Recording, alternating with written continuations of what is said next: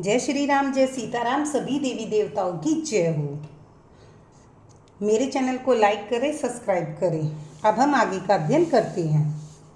मुदित अवधपति सकल सूत बंधु समेत निहारी जनु पाए महिपाल मैनी क्रियनः सहित फलचारी। सब पुत्रों बहुओं सहित देखकर अवध नरेश दशरथ जी ऐसे आनंदित हो रहे हैं मानो वे राजाओं के श्रोमणी क्रियाओं, यज्ञ क्रियाओं, श्राद्ध क्रिया, योग क्रिया और ज्ञान क्रिया सहित चारों फल अर्थ धर्म काम मोक्ष पा रहे हों।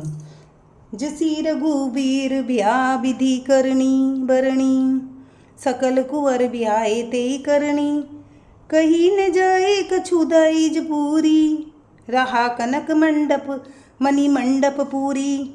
श्री रामचंद्र जी के ब्याह की जैसी विधि का वर्णन की गई है उसी रीति से सब राजकुमार ब्याहे गए। दहेज की अधिकता कुछ कहीं नहीं जा सकती, सारा मंडप सोने और मणियों से भर गया। कंबल बसन विचित्र पटोरे भांति भांति बहु मोल न थोरे गजरथ तुरंग दास अरुदासी धेनु अलंकृत काम दुहासी।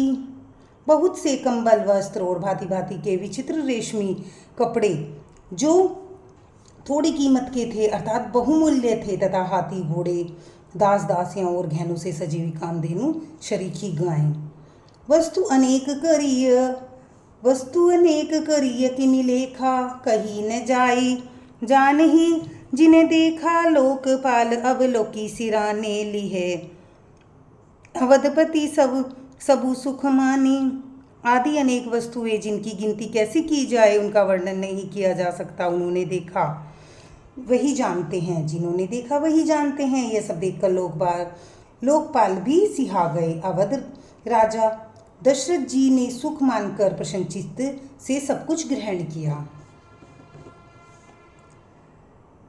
दीन जाच कही जो जेहि भावा उबरा सो जानवा से ही आवा तब कर जोरी जन को मृदुबाणी बोले सब बरात सन्मानी। उन्होंने वह दहेज का सामान याचकों को जो जिसे अच्छा लगा दे दिया। जो बच रहा था वह जनवासे में चला गया। तब जनक जी हाथ जोड़कर सारी बारात का सम्मान करते हुए कोमलवाणी से बोले, सन्मानी सकाल बारात आदर दान विनय बड़ाई के प्रमुदित महामुनि वृंद बंदे पूजी प्रेम लड़ाई के सिरुनाई देव मनाही।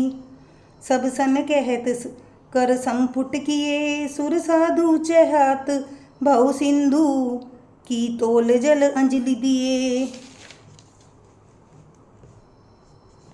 आदर दान विनय बढ़ाई के द्वारा सारी बारात का सम्मान कर राजा जनक ने महान आनंद के साथ प्रेम पूर्वक लड़ाकर लाड़ करके मुनियों के समूह की पूजा एवं वंदना की। सिर नवाकर देवताओं को मानकर हाथ